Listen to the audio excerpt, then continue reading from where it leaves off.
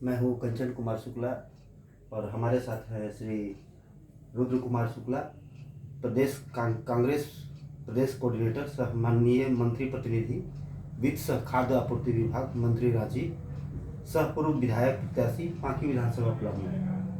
स्वागत है आपका रुद्र जी। धन्यवाद। जैसा कि आपको पूर्व सूचना थी कि मैं आपका साक्षात्कार करने वाला हूं, तो उसी संदर्भ में मैं जानना चाहता हूं कि लोकसभा 2024 को लेकर आपका जो इंडिया अलायंस है उसके 5 महत्वपूर्ण जो बिंदु हैं जो आप अपने घोषणा पत्र में शामिल करना चाहेंगे, उन महत्वपूर्ण 5 बिंदुओं को आप रेखांकित करें। देखिए, आने वाले 2024 लोकसभा चुनाव को लेकर पूरा राष्ट्र ललायित भी है। यह वो महत्वपूर्ण निर्णायक समय आया है। तो मैं तो खास करके युवा हूँ और युवाओं की बात करता हूँ। तो मेरी पहली प्राथमिकता युवाओं के लिए रोजगार, दूसरी प्राथमिकता में मैं किसान का बेटा हूँ और किसानों के हित की बात करता हूँ। तो किसानों की बातें मैं सदैव करता हूँ और करता रहूँगा। मैं महिला सशक्तिकरण पर विशेष बात करना चाहता हूँ।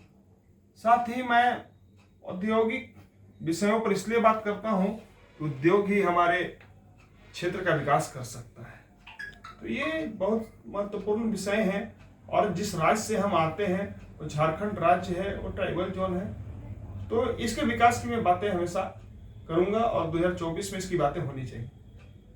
जैसा कि आपने बात किया युवाओं की, बेरोजगारों की और औद्योगिक घरानों की और महिला सशक्तिकरण की, क्या आपको लगता है कि इन जन सरोकार मुद्दों पर जो हमारी एनडीए सरकार है, श्री नरेंद्र मोदी प्रधानमंत्री हैं, क्या वे 2014 से लेकर 2024 तक इन समस्याओं पर कोई काम नहीं हुआ? क्या आपको लगता है? देखिए, हम तो ये नहीं कहेंगे कि कोई काम नहीं हुआ, लेकिन जो मूल कामें होनी चाहिए थी वो नहीं हुआ। 10 साल के शासनकाल की आप बातें करते हैं। 70 साल में सुई से लेकर हवाई जहाज तक हमारी पार्टी ने दिया।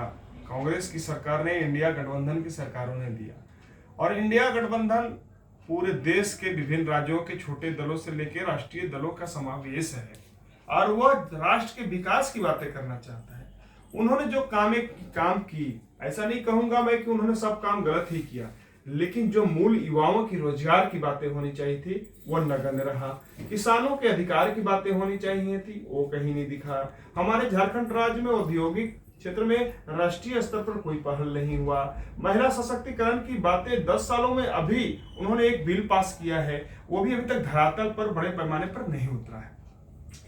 आप नारी सशक्तिकरण के जो बात की, महिला नारी शक्ति बंधन अधिनियम 2023 के बारे में, आपको क्या लगता है कि इस नारी शक्ति बंधन अधिनियम 2023 पास हो जाने के बाद अगले लोकसभा चुनाव में क्या इंडिया अलायंस अपने तरफ से जो नारी शक्ति बंधन अधिनियम के अंतर्गत 33% महिलाओं को आरक्षण देने की बात कही जा रही है, क्या इंडिया अलायंस उस प्रावधान को अपने